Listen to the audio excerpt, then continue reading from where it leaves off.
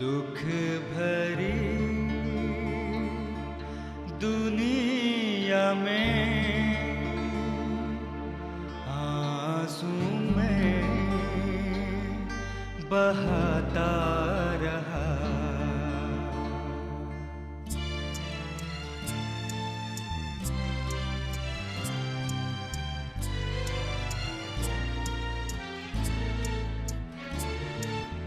दुख भरी दुनिया में आंसू में बहाता रहा। ढूंढे कई सहारे मैंने, फिर भी बेसहारा रहा। दुख भरी दुनिया में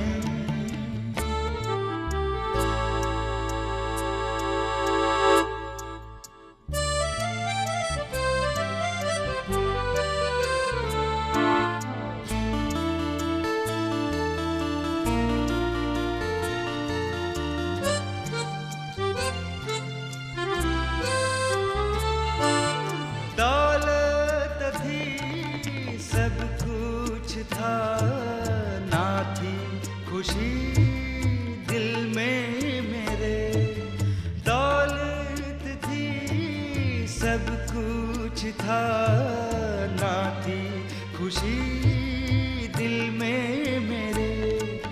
ढूंढी बहुत शांति मैंने, फिर भी दिल अशांत रहा।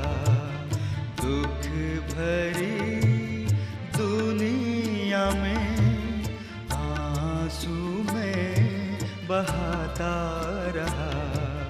ढूंढे कई सहारे मैंने, फिर भी बेसहारा रहा।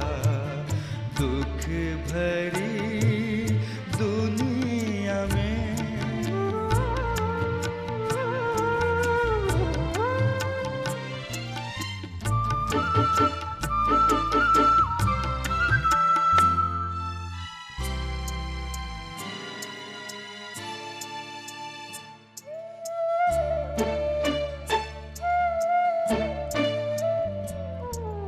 यीशु से ये ना देखा गया, आंसू को मेरे पोंछ दिया।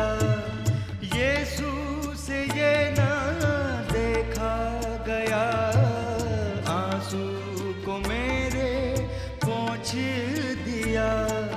शांति से दिल भर दिया, वो ही सच्चा किनारा मिला।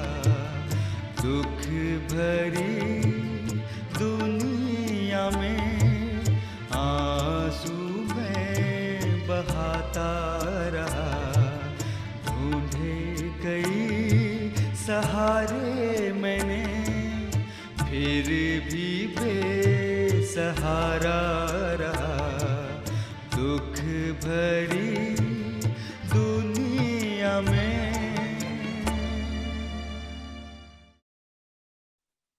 प्रभु यीशु मसीह के मधुर नाम में आप सबको जय मसीह की। परमेश्वर हमारे साथ है, श्रृंखला में आप सबका स्वागत है। हम बात कर रहे हैं कि परमेश्वर हमारे साथ है और किस किस तरीके से परमेश्वर हमारे साथ बना रहता है, और जिसके साथ परमेश्वर है वो कैसी कैसी परेशानी, मुसीबतों और उलझनों से बचते रहते हैं, और परमेश्वर कैसे उनकी रक्षा और सुरक्षा करता है। जी हाँ, परमेश्वर हम सब की रक्षा और सुरक्षा करता है, और परमेश्वर हमारे साथ बना रहता है। मेरे प्यारे भाइयों बहनों, परमेश्वर का हमारे जीवन में होना बहुत ज़्यादा ज़रूरी है। यदि परमेश्वर का हमारे जीवन में नहीं है तो एक खालीपन सा हमें महसूस होता रहता है। यदि परमेश्वर हमारे घर में नहीं है तो वो घर बड़ा अजीब सा लगता है देखने से। जब परमेश्वर हमारे साथ होता है तो ऐसा लगता है कि अगर कुछ भी ना हो, एक छोटी सी भी खुशी बहुत बड़ी नजर आने लगती है। क्यों? क्योंकि परमेश्वर हमारे साथ है। और सबसे बड़ी बात यह है कि परमेश्वर हमारे जीवन में बड़े अद्भुत तरीके से काम करता है। जी, अगर मेरे प्यारे भाइयों बहनों, यदि आपके जीवन में परमेश्वर आपके साथ है, परमेश्वर आपके साथ बना हुआ है, या परमेश्वर के साथ आप बने हुए हैं, तो आपने महसूस किया होगा कि आपके जीवन में समस्याएं कैसे हल हो जाती हैं, आप किस तरीके से एक बड़ी से बड़ी परेशानी से निकल के चले जाते हैं, आपको पता नहीं लगता है। इसका सबसे बड़ा कारण क्या है? इसका कारण यही है कि आप परमेश्वर के साथ बने हैं और परमेश्वर आपके साथ है। जी हाँ, परमेश्वर आपके साथ है, इसलिए बहुत सी बातों को आप फेस कर लेते हैं, बहुत सी समस्याओं का आप सामना कर लेते हैं, बहुत सी शैतान की शक्तियों का आप डटकर मुकाबला कर लेते हैं और आपको किसी भी तरीके की परेशानी या समस्याओं का सामना नहीं होता है। मेरे प्यारे भाइयों बहनों, आज ऐसे ही एक बात मैं बताना चाहता हूं, एक ऐसे शख्स की जो बहुत ही भयंकर स्थिति में घिर गया और उसको कोई भी उस भयंकर स्थिति से निकाल नहीं सकता था। जी हाँ, मेरे और आपके जीवन में कभी कदार ऐसे ही कुछ घटनाएं घटती हैं, ऐसे ही कुछ बातें होती हैं, ऐसे लगता है जैसे बहुत बड़ी समस्या आ गई है और अब हम इस समस्या से कभी नहीं निकल पाएंगे, या हमें अब कोई इस समस्या से या इस परेशानी से कोई नहीं निकाल सकता। मगर मेरे प्यारे भाइयों बहनों, निराश मत होइए। जैसी भी समस्या क्यों ना हो, कैसी भी परेशानी क्यों ना हो, वो परमेश्वर जो हमारे साथ बना रहने वाला परमेश्वर है, वो हर एक प्रकार की समस्याओं से निकालेगा। ऐसी समस्याओं से भी निकालेगा जिसके बारे में इंसान सोच भी नहीं सकता है। आज ऐसे ही एक चीज मैं आपके सामने रखना चाहता हूं और एक ऐसे शख्स को रखना चाहता हूं जिसका नाम डैनियल है। जी हाँ, डैनियल के बारे में आप सब जानते होंगे। और डैनियल वो इंसान है जिसको परमेश्वर ने बहुत सी आशीषें दी, और डैनियल वो इंसान है जिसके साथ साथ परमेश्वर बना रहा। परमेश्वर डैनियल के साथ था, डैनियल परमेश्वर के साथ था, और डैनियल कदम कदम पे जहां चलता था परमेश्वर उसके साथ साथ चलता था। ये वो डैनियल था जब नबूकदनेस्सर राजा ने, जो बाबुल का राजा था, उसने जब यरूशलेम पे चढ़ाई करी और यरूशलेम पे चढ़ाई करके जब उसको लूट लिया, तो उसने यरूशलेम के बहुत से लोगों को बंधुआई भी बनाया, यानी गुलाम बनाकर लेकर आया। और परमेश्वर का वचन इस बात को बताता है कि जब वो गुलाम बनाकर लाया तो 4600 लोग थे जिनको वो गुलाम बनाकर लाया। मगर राजा ने अपने लिए उत्तम लोगों को चुना। मुझे एक बड़ा आश्चर्य होता है जब मैं इस बात को महसूस करता हूं, जब मैं इस बात को जानता हूं कि राजा ने कहा कि जो यरूशलेम से बंधुआई आए हैं, गुलाम आए हुए हैं, उसमें से मेरे लिए उत्तम पुरुषों को चुन। अब 4600 लोगों में से आप जानते कितने लोग चुने गए? जी हां, 4 लोग चुने गए, 4 लोग। वो 4 लोग कौन थे? डैनियल और डैनियल के 3 दोस्त। ये 4 लोग, बड़ा अजीब सा लगता है। वो यरूशलेम के लोग, जो परमेश्वर के लोग जो कहलाए जाते हैं, जो परमेश्वर के लोग हैं, जिन्होंने परमेश्वर के बहुत से आश्चर्य कर्म देखे हैं, जिनके साथ साथ परमेश्वर चलता रहा, जिनके साथ साथ परमेश्वर ने बहुत से आश्चर्य कर्म करे हैं, जिनके बीच में परमेश्वर रहा है और परमेश्वर ने बहुत अचंभित और आश्चर्यजनक कार्य किए हैं, उनमें से सिर्फ 4 लोग। बहुत अजीब सा लगता है। आज यदि हमारा चुनाव हो, आज इस दुनिया में हम जितने भी लोग परमेश्वर के मानने वाले लोग हैं, यदि हमारा चुनाव हो तो हम लोग कितने लोग निकले जाएंगे? और नबूकदनेस्सर राजा ने जब चुना तो उसमें से 4 लोग थे और डैनियल उसमें सबसे उत्तम था। परमेश्वर का वचन इस बात को बताता है, और परमेश्वर का वचन यह भी बताता है कि नबूकदनेस्सर राजा ने इस बात को देखा और क्या कहा कि इसके अंदर ईश्वरों की आत्मा रहती है। कैसे पहचाना उसने? कैसे जाना? उस जीवित परमेश्वर के बारे में वो कुछ नहीं जानता था।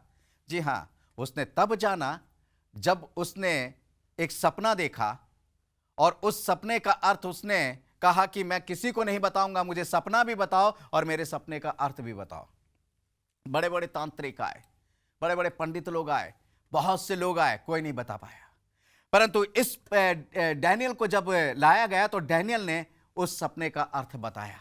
क्यों बताया? क्योंकि परमेश्वर उसके साथ था। परमेश्वर ने कहा, डैनियल तो चिंता मत कर, मैं बता रहा हूं उसने क्या सपना देखा है। कोई मनुष्य तो किसी मनुष्य के अंदर की बात को नहीं जान सकता है, परंतु मैं तुझे बताता हूं। वो जीवित परमेश्वर ने जो डैनियल के साथ था उसको बताया। और डैनियल जो था एक गुलाम क्या बन गया? एक अधिकारी बन गया बाबुल का। जी हाँ, एक गुलाम जो था बाबुल का अधिकारी बन गया और वो उच्च पद पर पहुंचा गया। और जब नबूकदनेस्सर राजा मर गया तो उसके स्थान पर जब राजा दारा आया, परमेश्वर का वचन इस बात को बताता है कि जब राजा दारा आया तो राजा दारा भी डैनियल को बहुत अधिक चाहता था। राजा दारा जो था वो भी डैनियल को बहुत अधिक मानता था और बहुत ज़्यादा उससे प्यार करता था। उसका कारण भी था। परमेश्वर का वचन इस बात को बताता है कि राजा दारा ने क्या करा, 120 अधिपति पूरे राज पर ठहराए। पूरे राज पर उसने 120 अधिपति ठहराए और उन अधिपतियों पर 3 अध्यक्ष ठहराए। ये सारे जो थे बाबुल राज को कंट्रोल करेंगे और उसको ये सारे 120 अधिपति जो थे वो इन 3 अध्यक्ष को रिपोर्ट करेंगे और ये 3 अध्यक्ष किसको रिपोर्ट करेंगे? राजा को रिपोर्ट करेंगे। मगर इन 3 अध्यक्षों में एक जो अध्यक्ष था उसका नाम था डैनियल। जी हां, डैनियल उन 3 अध्यक्षों में, उन 120 अधिपतियों में नहीं था बल्कि उन 3 अध्यक्षों में था। कितनी महान बात है। एक गुलाम दूसरे देश में वो अध्यक्ष बनकर है और हुकूमत कर रहा है। क्यों? क्योंकि परमेश्वर उसके साथ है। उसको गुलामों की स्थिति में नहीं रखा। ऐसे लगता है कि वो उसी बाबुल देश का बाशिंदा है और सारी जानकारी उसको है और सारा राजपाट उसी के माध्यम से, उसी की बुद्धि से चल रहा है, क्योंकि परमेश्वर उसको चला रहा है। परमेश्वर उसके संग है, परमेश्वर उसके साथ है अपने वायदे के अनुसार। और लिखा हुआ है कि वो जो 2 अध्यक्ष थे वो डैनियल को बिल्कुल भी पसंद नहीं करते थे। कारण क्या था? आइए कारण पढ़ेंगे। परमेश्वर का वचन बताता है, डैनियल 6 अध्याय का इसका 3 पद, जब यह देखा गया कि डैनियल में उत्तम आत्मा रहती है तब उसको उन अध्यक्षों और अधिपतियों से अधिक प्रतिष्ठा मिली, वरन राजा यह भी सोचता था कि उसको सारे राज के ऊपर ठहराया जाए। जी हाँ, अब नेचुरली बात है, बहुत से लोग जो हैं चिढ़ते हैं, बहुत से लोग जलन रखते हैं, परंतु परमेश्वर का वचन इस बात को बता रहा है कि राजा की नजरों में उसका स्थान क्या था। उसने देखा कि इसके अंदर उत्तम आत्मा रहती है और ये जो कुछ भी काम करता है ये इसके काम बहुत अच्छे और सफल होते हैं और इसके काम बड़े सटीक होते हैं और ये जिस काम में हाथ डालता है उस काम में सफलता मिलती है या उस काम में बहुत सी आशीष मिलती है। वो चाहने लगा कि इसको मैं सारा राज के ऊपर अधिकारी ठहरा दूं। ये अध्यक्ष जो थे, देखिए जलने वाले बहुत लोग होते हैं। आज मेरे और आपके जीवन में भी बहुत से लोग जलने वाले हैं। अच्छा करें तो जलेंगे, बुरा करें तो जलेंगे। बहुत से लोग जलते हैं कि आखिर ये क्यों इतनी आशीष पा रहे हैं, आखिर इनके घर में अच्छा क्यों है, इनके बच्चे अच्छे क्यों पढ़ रहे हैं, इनके पास अच्छी नौकरियां क्यों हैं। ऐसे बहुत से लोग जलने वाले हैं। मगर मेरे प्यारे भाइयों बहनों, जलन से कुछ नहीं होता है। जो इंसान जलता है वो अपनी ही जलन में समाप्त हो जाता है। और यहाँ पर कुछ ऐसे ही हुआ। यहाँ पर इन 2 अध्यक्षों की इतनी जलन बढ़ गई कि ये 120 अधिपतियों के साथ मिलकर इन्होंने डैनियल के लिए षड्यंत्र रचा। और डैनियल के लिए षड्यंत्र रचा। परमेश्वर का वचन इस बात को बताता है कि इन्होंने राजा से कहा, और राजा से इन्होंने क्या कहा कि हम एक मूर्ति बनाते हैं। किसकी? परमेश्वर का वचन इस बात को बता रहा है कि राजा की एक मूर्ति बनाते हैं और 30 दिन तक कोई भी किसी भी ईश्वर की आराधना नहीं करेगा। सिर्फ जो राजा की मूर्ति बनाई जाएगी उस राजा की मूर्ति की आराधना करेगा और कोई भी किसी भी चीज की आराधना नहीं करेगा। राजा के पास जब यह मसला गया, राजा तो बहुत खुश हो गया कि लोग मुझे इतना सम्मानित करना चाह रहे हैं, लोग मुझे इतना सम्मान दे रहे हैं, मेरी मूर्ति बनाकर मेरी पूजा करना चाह रहे हैं, मुझे ईश्वर के तुल्य ठहरा रहे हैं। मेरे प्यारे भाइयों बहनों, कभी कदार बहुत ज्यादा अधिक सम्मान कोई व्यक्ति देता है तो उसमें भी खतरा है। राजा की बुद्धि जो थी अपने उस सम्मान के चक्कर में वो घमंड से भर गया और उसकी बुद्धि कुंड हो गई और उसने क्या करा, उसने उस हस्ताक्षर पे साइन कर दिए एक बड़ी अजीब सी बात पर कि जो भी राजा की मूर्ति 30 दिन तक पूजा नहीं करेगा, उसकी आराधना नहीं करेगा, उसको शेरों की मांद में डाल दिया जाएगा। जब ऐसी आज्ञा पे हस्ताक्षर हो चुके तब डैनियल ने क्या करा, इसका 10वां पद पढ़ते हैं परमेश्वर का वचन कहता है, जब डैनियल को मालूम हुआ कि उस पत्र पर हस्ताक्षर किए गए हैं, तब वह अपने घर में गया, जिसकी रोटी कटोरी की खिड़कियों यरूशलेम की ओर खुली रहती थी, और अपनी रीति के अनुसार वह जैसा दिन में 3 बार अपने परमेश्वर के सामने घुटने टेक कर प्रार्थना और धन्यवाद करता था, वैसे ही तब भी करता रहा। एक बड़ी अजीब सी बात है। डैनियल को जब ये मालूम हो गया कि इन लोगों ने ऐसी ऐसी योजना बनाई है और राजा के उसके ऊपर हस्ताक्षर हो चुके हैं, बेखौफ हो गए। कोई शिकन नहीं उसके चेहरे पे, कोई डर नहीं उसके चेहरे पे, किसी भी प्रकार का खौफ नहीं उसके चेहरे पे, क्योंकि उसे वो काम नहीं करना था जिस पर हस्ताक्षर हो चुके थे। उसे वो काम करना था जो वो करता आया था अपने जीवित परमेश्वर के समक्ष, जो वो दिन में 3 बार करता था, अपने परमेश्वर से वार्तालाप, अपने परमेश्वर के साथ बना रहता था। क्या उसने अपनी खिड़की को खोला जैसे वो खोलता था, हाँ देखो मैं अपने जीवित परमेश्वर की आराधना कर रहा हूं, मैं खिड़की खोल के कर रहा हूं, मुझे कोई डर नहीं है, मुझे किसी भी प्रकार का गम नहीं है। देखो मैं अपने जीवित परमेश्वर की आराधना कर रहा हूं, मैं उस राजा की आराधना नहीं कर रहा हूं जो एक मामूली सा मनुष्य है, जो आज है और कल मिट्टी में मिल जाएगा। मैं उसकी आराधना नहीं कर रहा हूं, परंतु मैं उस जीवित परमेश्वर की आराधना कर रहा हूं जो सदा बना रहने वाला परमेश्वर है, जो असंभव को संभव करने वाला परमेश्वर है। मैं उसकी आराधना कर रहा हूं। और मेरे प्यारे भाइयों बहनों, परमेश्वर का वचन इस बात को बताता है कि जब वो उसकी आराधना कर रहा था घुटने टेक कर, और दिन में 3 बार करता था। आप कितनी बार करते हैं? ईमानदारी से बताइए। शायद एक टाइम भी नहीं, या हो सकता है कि जल्दीबाजी में जल्दी प्रार्थना करते हैं सोते समय, शायद दिन में 3 बार नहीं करते। शायद हमारे पास जो परमेश्वर हमें आशीष देता है, हम उस आशीष के लिए धन्यवाद नहीं करते हैं। हफ्ते सप्ताह में 1 बार हम चर्च चले जाते हैं, इतना बहुत है। बस चर्च में बैठकर हमने प्रार्थना कर ली तो समझ लीजिए पूरे सप्ताह की हमने कर ली। परंतु यहाँ पर डैनियल जो है पूरे सप्ताह की प्रार्थना एक ही बार में नहीं कर रहा है, बल्कि परमेश्वर का वचन इस बात को बताता है कि डैनियल दिन में 3 बार परमेश्वर से प्रार्थना करता था, परमेश्वर से बातचीत करता था। और यही कारण था, यही एक कारण था कि परमेश्वर उसके साथ था। आज परमेश्वर हमारे साथ क्यों नहीं है? क्योंकि हमारे पास टाइम नहीं है। दिन में हमारे पास टाइम नहीं है, हम बहुत बिजी हैं। जी हाँ, थके हारे आते हैं, शाम को चाय नाश्ता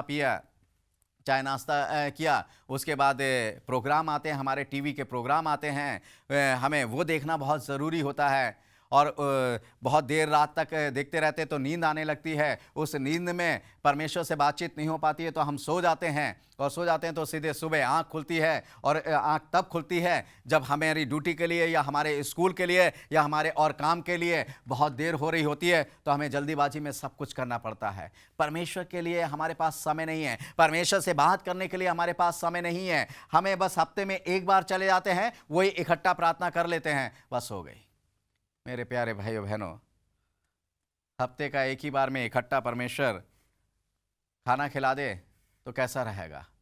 मेरे ख्याल से हफ्ते में 1 बार इकट्ठा खाना हम नहीं खा सकते हैं। जो नियम है उस नियम के अनुसार ही हमें पूरे हफ्ते का खाना खाना पड़ेगा। आप सोचिए कि ऐसे ही परमेश्वर से अगर हम हफ्ते में 1 ही बार इकट्ठा प्रार्थना कर लेते हैं, या 1 ही बार प्रार्थना करते हैं दिन में 1 बार, तो उससे हमारी आत्मा कितनी तृप्त हो रही है।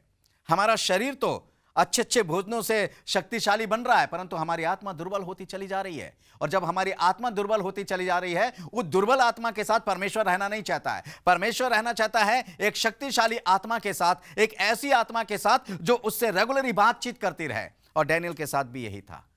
डैनियल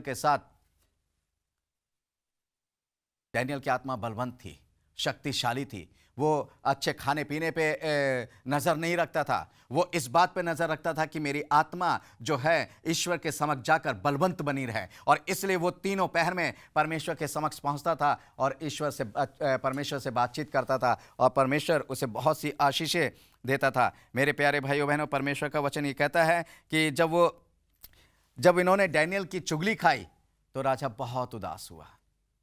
बहुत ज़्यादा उदास हुआ और राजा इस फिराक में होने लगा कि कैसे हम डैनियल को बचाएं, किस तरीके से हम डैनियल की रक्षा करें। और परमेश्वर का वचन ये बताता है कि वो डैनियल की रक्षा के बारे में बहुत सा सोच विचार करने लगा, परंतु जब नहीं हुआ तब उसने आज्ञा दी कि डैनियल को शेरों की मान में डाल दिया जाए। परंतु आज्ञा देने से पहले उसने क्या कहा, इसका 16वां पद में पढ़ना चाहूँगा। तब राजा ने आज्ञा दी और डैनियल लाकर सिंहों की मान में डाल दिया गया। उस समय राजा ने डैनियल से कहा, तेरा परमेश्वर जिसकी तू नित्य उपासना करता है वही तुझे बचाए। जी हाँ, परमेश्वर का वचन इस बात को बता रहा है कि तेरा परमेश्वर जिसकी नित्य तू उपासना करता है वही तुझे बचाए। ऐसा लगता है उस राजा को भी डैनियल के उस परमेश्वर पे विश्वास था, कहीं ना कहीं विश्वास था, इसलिए वो बड़े उससे कहता है कि अब तो तुझे वही परमेश्वर बचा सकता है जिसकी तू रोजाना उपासना करता है, इसके अलावा अब तुझे कोई नहीं बचा सकता है। वो शेर जो है बहुत शक्तिशाली हैं, वो शेर जो है भूखे हैं कई दिनों से, वो शेर जो हैं उन्होंने बहुत दिनों से भोजन नहीं खाया है, उन शेरों के मुंह से अब कौन बचा सकता है? क्योंकि अब तो शेरों के मुंह से यदि तुझे कोई निवाला होने से बचा सकता है तो वो वही परमेश्वर है जिसकी तू आराधना करता है। हां मेरे प्यारे भाइयों बहनों, जिसकी हम आराधना करते हैं वो सच्चे और जीवित परमेश्वर की, वही हमें सारी मुसीबतों से बचा सकता है। हमारी परेशानी हमें कितनी भी बड़ी क्यों ना लग रही हो, कितनी भी बड़ी समस्याएं क्यों ना हो, हमारे विचारों में ऐसा लगता है कि हम इस समस्या से अब कभी नहीं निकल पाएंगे या कोई हमें निकाल नहीं सकता, मगर याद रखें स्वर्ग और पृथ्वी पर सिर्फ एक ही परमेश्वर है जिसका नाम प्रभु यीशु मसीह है। वही हमें इस समस्याओं से बचा सकता है, वही हमें समस्याओं से निकाल सकता है। और परमेश्वर का वचन इस बात को बताता है कि राजा रात भर सो नहीं पाया और उसने कोई भी भोजन वस्तु की चीजें भी नहीं खाई, उसने भोजन भी नहीं किया उस दिन, और वो बहुत व्याकुल रहा और रात भर बेचैन रहा, सुबह होने का इंतजार करता रहा, सुबह होने का कि कब सुबह हो और मैं देखूं कि डैनियल का क्या हुआ। मगर यहां पर लिखा हुआ है, परमेश्वर का वचन ये बताता है, 19 और 20 पद इसका पढ़ रहा हूं। यहां पर लिखा है, भोर को पो फटते ही राजा उठा और सिंहों के गड्ढे की ओर फुर्ती से चला। जब राजा गड्ढे के निकट आया तब शोक भरी वाणी से चिल्लाने लगा और डैनियल से कहा, हे डैनियल, हे जीवते परमेश्वर के दास, क्या तेरे परमेश्वर जिसकी तू नित्य उपासना करता है तुझे सिंहों से बचा सका? जी हाँ, अब यहां पर उसकी वाणी में चाहे शोक हो, क्योंकि वो इस जीवित परमेश्वर को नहीं मानता, वो इस जीवित परमेश्वर की आराधना नहीं करता, परंतु डैनियल के जीवन के अंदर उसने जो कुछ देखा है उसके आधार पर उसने उस परमेश्वर पे विश्वास किया है। जी हाँ, मेरे और आपके जीवन पे को देखकर क्या लोग परमेश्वर पे विश्वास कर रहे हैं? क्या ऐसे लोग जो परमेश्वर को नहीं जानते हैं वो उस जीवित परमेश्वर पे विश्वास कर रहे हैं? जी हाँ, ये डैनियल के जीवन को इसने देखा और जाकर शोक भरी वाणी में एक बड़ी कहीं ना कहीं कुछ ना कुछ विश्वास था, तभी तो उसने डैनियल को पुकारा। नहीं तो जीवित शेरों की मान में और भूखे शेरों की मान में जब कोई डाल दिया गया है तो वो कैसे बच सकता है? उसने कहा, जिस जीवित परमेश्वर की तू उपासना करता है क्या उसने तुझे बचाया या नहीं? वह आवाज सुनने को तरस रहा था, उसे कहीं ना कहीं यह विश्वास था, तभी तो वो व्याकुल था, तभी तो वो रात भर सो नहीं पाया, तभी तो वो जैसे ही भोर हुई वैसे ही भागता हुआ आया। उसे कहीं ना कहीं यह विश्वास जरूर था कि डैनियल के परमेश्वर ने डैनियल को जरूर बचाया होगा, डैनियल के परमेश्वर ने डैनियल को मरने नहीं दिया होगा, डैनियल के परमेश्वर ने सिंहों का मुंह बंद कर दिया होगा, डैनियल के परमेश्वर ने सिंहों को बिल्कुल डैनियल को टच करने नहीं दिया होगा। और ये उसका जरा सा विश्वास सही में उत्तम बना। और उसने क्या कहा, यहां पर लिखा हुआ है, 21वां पद पढ़ रहा हूं। तब डैनियल ने राजा से कहा, हे राजा, तू युगानुयुग जीवित रहे। मेरे परमेश्वर ने अपना दूत भेजकर सिंहों के मुंह को ऐसा बंद करके रख दिया कि उन्होंने मेरी कुछ हानि नहीं की। इसका कारण यह है कि मैं उसके सामने निर्दोष पाया गया, और हे राजा, तेरे सम्मुख भी मैंने कोई भूल नहीं की है। हाँ, डैनियल की आवाज को सुनकर वो राजा उत्साहित हो गया, वो राजा आनंदित हो गया और उसने फटाफट उसके पत्थर को हटाया और डैनियल को उसमें से निकाला। और जब डैनियल को उसमें से निकाला तो वो बहुत हर्षित हुआ, बहुत आनंदित हुआ। मगर आपको एक चीज बता देना चाहता हूं, चुगलखोरों का परिणाम क्या हुआ? जिन्होंने चुगली खाई। इस दुनिया के अंदर बहुत से ऐसे चुगलखोर हैं। उस समय तो आपको कुछ मालूम नहीं होगा, उस समय तो आप बहुत राहत की जिंदगी पाते हैं, परंतु सही में चुगलखोरों के लिए एक बात बताना चाहूंगा कि चुगलखोरों का परिणाम बहुत बुरा होता है। और क्या हुआ, जितनों भी डैनियल की चुगली खाई थी उन्हें सबको परिवार समेत शेरों की मान में डाल दिया। और परमेश्वर का वचन ऐसे बताता है, आप इसको और आगे पढ़िएगा, कि शेरों ने उन्हें नीचे आने तक नहीं दिया, हवाई में फाड़ खाया। कैसी बात है। मगर राजा की कहानी यहीं बंद नहीं होती है। राजा जो विश्वास रखता था, उसके विश्वास में और दृढ़ता आ गई। मगर यह दृढ़ता क्यों आई? क्योंकि उसने डैनियल के जीवन में उस जीवित परमेश्वर को देखा था। डैनियल के जीवन में उस साथ साथ चलने वाले परमेश्वर को देखा था। परमेश्वर का वचन यहां बताता है 25 से 27 पद तक जब आप पढ़ेंगे, तब राजा दारा ने सारी पृथ्वी के रहने वाले देश और जाति जाति के सब लोगों और भिन्न भिन्न भाषा बोलने वालों के पास ये लिखा, तो तुम्हारा बहुत कुशल हो। मैं ये आज्ञा देता हूं कि जहां जहां मेरे राज का अधिकार है वहां के लोग डैनियल के परमेश्वर के सम्मुख कांपते और थरथराते रहें, क्योंकि जीवता और युगानुयुग तक रहने वाला परमेश्वर वही है। उसका राज्य अविनाशी है और उसकी प्रभुता सदा स्थिर रहेगी। जी हाँ, अब राजा ने क्या करा? सबको एक आज्ञा दी। अपने जितने भी उसका राज जहां तक फैला था, हर एक राज में एक आज्ञा दे दी कि सिर्फ डैनियल के परमेश्वर को मानो और किसी को मत मानो, क्योंकि युगान युग तक बना रहने वाला और जीवित रहने वाला परमेश्वर एक ही है, और वो है डैनियल का। हाँ मेरे प्यारे भाइयों बहनों, जो डैनियल का परमेश्वर है वही मेरा भी है। आइए अपने परमेश्वर को समर्पित करते हैं, और वो सारी मुसीबतों से वह हमें बचाता है। इस वचन के द्वारा प्रभु हम सबको आशीष दे। धन्यवाद। आइए प्रार्थना करेंगे। हे स्वर्ग और पृथ्वी के सृष्टिकर्ता परमेश्वर यहोवा, प्यारे प्रभु जी, आज तेरे बेटे और बेटियां डैनियल के समान बहुत सी समस्याओं से घिरे हैं, बहुत सी परेशानियों से घिरे हैं। प्यारे प्रभु, आज तू डैनियल के समान तू ऐसा आश्चर्यकर्म कर और इनको समस्याओं से निकाल प्यारे प्रभु, ताकि ये जो सोचते हैं कि हमें इन समस्याओं से कोई नहीं निकाल सकता है, परंतु तू निकाल सकता है और तुझे धन्यवाद दे सके। इनके जीवन से तू दिखाई दे प्यारे प्रभु जी। ये प्रार्थना धन्यवाद के साथ प्रभु यीशु मसीह नासरी के नाम से मांगते हैं, आमीन।